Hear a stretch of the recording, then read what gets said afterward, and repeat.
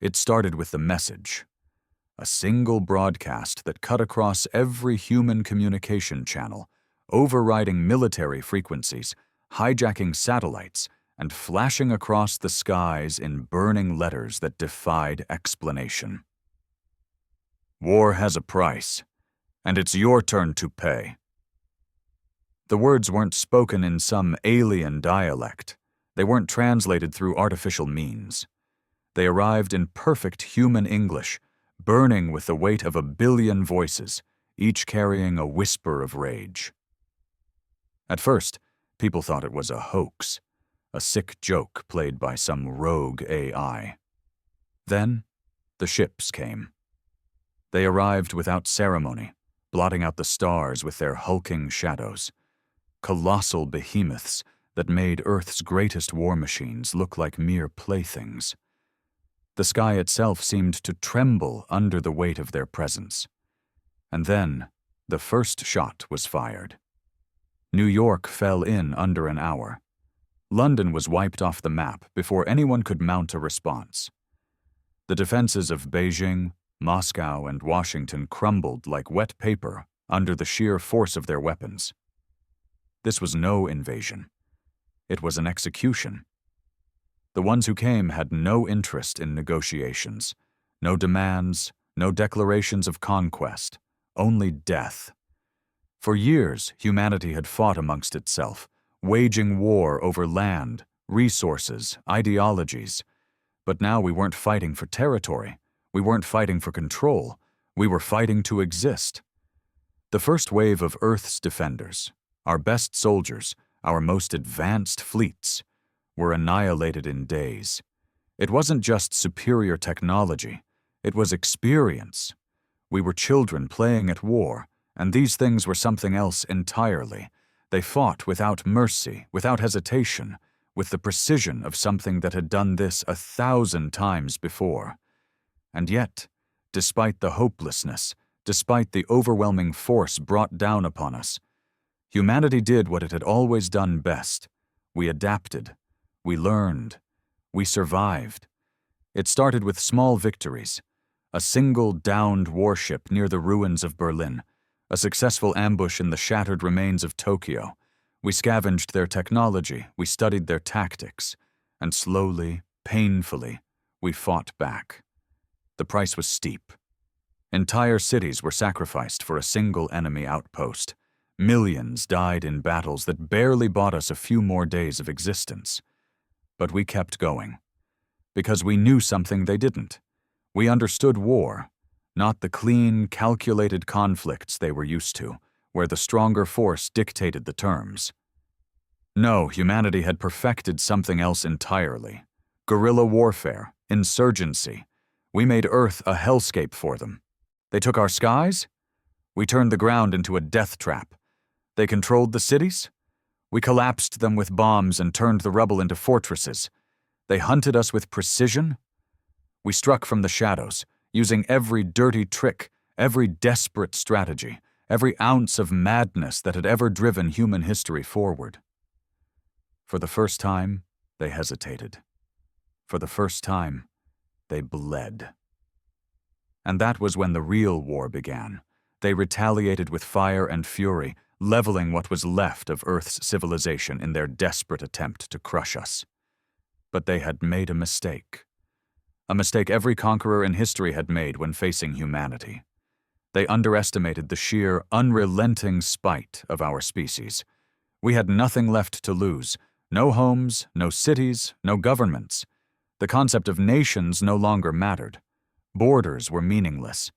We had become one people, united not by diplomacy or ideology, but by necessity, by vengeance.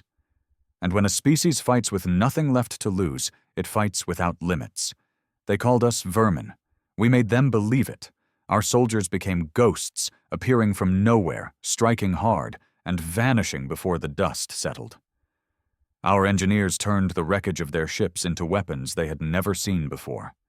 Scientists worked without sleep, repurposing alien technology at a speed that should have been impossible. But the real terror? That was the civilians. The old, the weak, the unarmed. those they thought were helpless. They were wrong. The elderly who once taught history now taught war. Grandmothers who had raised children became instructors in sabotage. The youth, the ones who had been forced to watch their homes burn, their families torn apart, they became something even we feared. They did not hesitate. They did not forgive. A child with nothing but a scavenged plasma rifle took down one of their generals in Argentina. A blind man, a former pianist, detonated himself inside a command post, taking 3 of their warlords with him. A woman who had never held a weapon before the war managed to single-handedly infiltrate their supply lines and poison their rations. They came expecting war. We gave them horror. And the more they pushed, the more they lost. Because no matter how much they slaughtered, we always came back. We always came back. They sent their best hunters, their deadliest assassins. We left their bodies hanging in the ruins of their own war machines. They deployed weapons meant to break our minds, to shatter our will. All it did was make us angrier. Because that was the secret they never understood. Humans don't break. We don't surrender. We don't stop. We had been at war with ourselves since the dawn of our existence. Every war in history, every moment of suffering, every nightmare we had endured had led to this, had shaped us into the perfect survivors. They had technology. They had numbers. We had rage. And rage won. The turning point wasn't a grand battle. It wasn't a singular act of defiance. It was something smaller, quieter. It happened in the wreckage of a nameless city, where the air still burned with the aftershocks of orbital bombardment. The enemy had moved in to clear out the survivors, their towering forms scanning the ruins, certain that nothing living remained. But something had survived. A squad of humans, no more than 7, hidden beneath the rubble, waiting. Starving. Armed with nothing but makeshift weapons and a single stolen pulse rifle. Their leader, a woman whose name no one would ever remember, made the call. They struck like wolves. Knives plunged into exposed joints. Scavenged explosives detonated under armored feet. They fought without fear, without hesitation. They killed. And when the last enemy fell, gurgling in confusion, his blood soaking the dust-covered streets, something happened. One of them, a survivor barely past the age of 16, lifted the enemy's shattered helmet and let out a broken, half-mad laugh. "They bleed!" 2 words. That was all it took, because if they could bleed, they could die. The message spread like wildfire. Across the ruined world, the whispers took shape. They bleed. They can die. Humanity had been fighting to survive. But now? Now we fought to win. The war changed. The enemy felt it before they saw it. Before, they had been the hunters. Now they became the hunted. We weren't just fighting battles. We were making examples. We stopped hitting supply chains. We started targeting their leaders, their officers, their commanders. One by one, they vanished. Some were found strung up in the ruins of their own war machines, their bodies torn apart with human weapons. Others simply disappeared, dragged into the dark by hands they never saw coming. The fear started small, a hesitation in their movements, a tightening of their formations. Then the cracks deepened. They stopped patrolling alone. They flinched at shadows. Their transmissions carried undertones of something we had never heard from them before. Doubt. They had come to Earth to exterminate us, believing we were nothing more than another primitive species waiting to be wiped away. But we weren't. We were something else entirely. They had tried to teach us the price of war. Now, we were making them pay it. The first confirmed desertion happened in the ruins of what was once Paris. Their soldiers, once unshakable, once merciless, simply left. A full unit, abandoning their posts in the dead of night, their weapons discarded, their massive war machines left to rust. They fled into the darkness, hoping to escape something they could no longer understand. Fear. Not the kind of fear that came from facing a superior enemy. No, this was different. This was primal. They had watched their kind vanish without a trace. They had seen what happened to those who hesitated. They had witnessed our cruelty, because that was what scared them the most, how efficient we had become at this war. They had thought us savages, but the truth was far worse. We were learning. We had adapted to their technology, understood their tactics, anticipated their every move. And now we were perfecting it. The real shift in power came when we stole their ships, not just the wreckage, not just scraps. We took fully operational vessels. Their own pilots, broken and afraid, gave them to us in exchange for mercy that we did not promise. And that was when we stopped being prey. No longer were we fighting in the ruins of our own world, scavenging to survive. Now, we took the fight to them. The first raid happened on a minor outpost orbiting Jupiter, a place we should have never been able to reach, a place they thought was safe. They never saw us coming. Using their own stolen technology, we tore through their defenses. Soldiers that had once bombed our cities now choked on our atmosphere as we vented their stations into the void. We did not conquer. We did not occupy. We erased. We left nothing behind but silence. The message was clear. We were done running. We were done hiding. They had come to destroy us. Now it was our turn. And for the first time, across their fractured communications, across their encrypted frequencies, we heard something we had never heard before. A plea. A single transmission, filled with desperation, with disbelief. They won't stop. They finally understood. This was no longer a war. This was vengeance. They tried to negotiate. It started as whispers across their comm channels, uncertainty, hesitation. Then, the first official transmission arrived. A desperate attempt at diplomacy. They offered peace.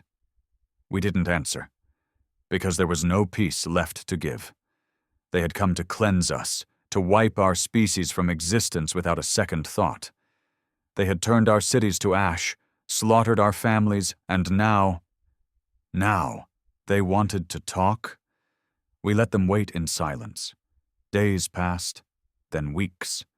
And while they sat in fear, hoping for an answer, we continued. Raids turned into full-blown assaults. Their outer colonies, worlds they had ruled for centuries, began to fall one by one. Not just to soldiers, but to the civilians they had once dismissed as weak. They had thought humans were fragile. They had believed our species was soft. But what they didn't understand was that humanity had never been defined by peace. We were built for war. The breaking point came in the skies above one of their core worlds.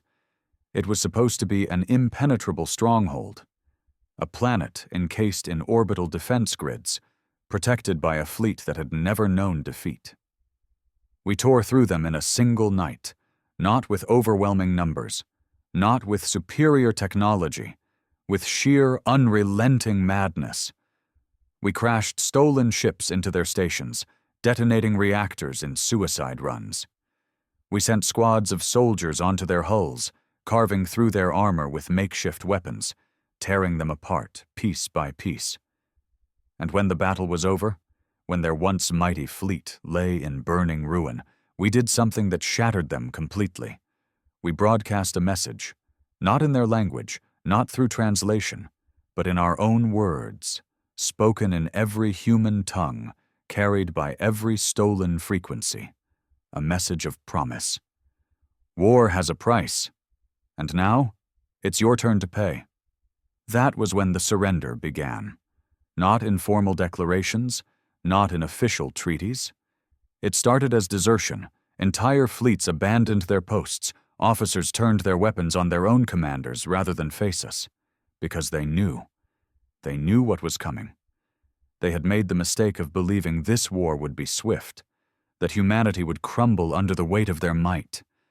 Instead, they had created something far worse. They had forged monsters. And now, There was no stopping us. The first true surrender wasn't an act of diplomacy. It wasn't a carefully worded agreement or a ceremonial laying down of arms. It was a massacre, not our massacre. Theirs. One of their own warlords, once a high commander in the initial assault on Earth, was hunted by his own kind. His forces had dwindled, his armies shattered, his ships lost to the void. He begged for reinforcements, for salvation. None came. His own people turned against him, hoping to buy favor, hoping to appease us. They dragged his broken body into the light, broadcasting their surrender to every known frequency. Their words shook with terror, their voices pleading. Take him. Take everything. Just let us live. We didn't answer. We didn't need to, because by then they already knew. Mercy was no longer on the table. The war wasn't ending. Not yet. Not until we decided it was over. Our forces, once scattered, once desperate, now surged like wildfire across the stars. The shattered remains of our world had become a forge, crafting warriors that knew no fear, no hesitation. And we did not just fight. We conquered. For every city they burned, we burned a world. For every family they tore apart, we erased a bloodline. They thought they had seen the worst of us. They were wrong, because humanity had long since abandoned the idea of simple survival. Now we wanted something else. We wanted revenge. The final battle came, not on some distant alien world, but in their home system. A place they had once considered untouchable. The beating heart of their empire, their last stronghold. They had fortified it, filled it with every remaining ship, every last soldier they could muster. It was a wall of steel, a final stand, an act of desperation. We didn't hesitate. We broke through their defenses in hours. We tore their fleets from the sky, ripped apart their stations, erased every last trace of their power. And when we reached the surface, it was not a battle, it was an execution. They fell before us, their weapons cast aside, their voices trembling. Some tried to fight, some tried to beg. It didn't matter. Because in that moment, as we stood victorious, as their empire crumbled into dust beneath our boots, there was only one thing left to say. The final words of humanity. Words that echoed across the ruined stars, across the silent remains of an empire that had once dared to challenge us. Words that would be remembered for generations, etched into history in fire and blood. War has a price, and we have made you pay. The silence was the strangest part. For years, the galaxy had been filled with the sounds of war, explosions ripping through the void, the screams of the dying echoing across comm channels, the relentless drumbeat of destruction. And now? Now there was nothing. Their empire, once a force that had ruled the stars for centuries, was gone. Their fleets were shattered, their worlds burned, their leaders dead. Humanity stood alone among the ruins. We had won. But victory didn't feel like we thought it would. The soldiers who had fought the hardest, who had burned the brightest with vengeance, now stood in the wreckage of a world that was no longer theirs to destroy. Some wept, some laughed, hollow and broken, and some just stared at the emptiness. For so long we had fought for survival. Then we had fought for revenge. But now?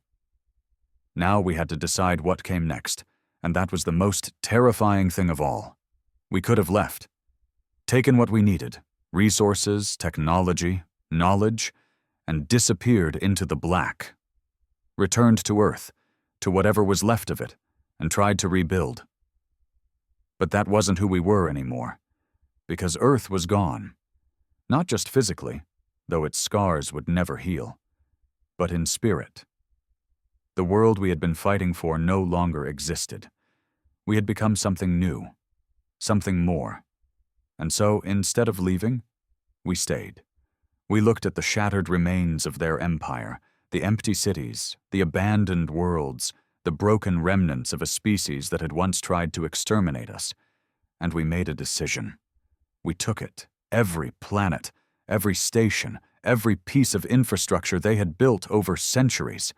It was ours now, not out of mercy, not out of pity, but because that was the price of war.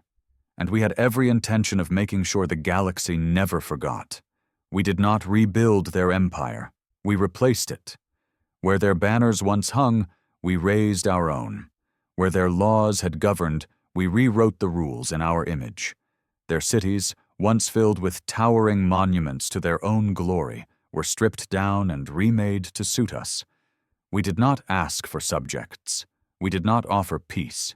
We made it clear, humanity ruled now, and if they wanted to survive, they would obey. The remnants of their species, those who had fled, those who had surrendered, those who had watched their civilization fall, had a choice: serve or vanish. Some tried to fight, clinging to the last shreds of their pride.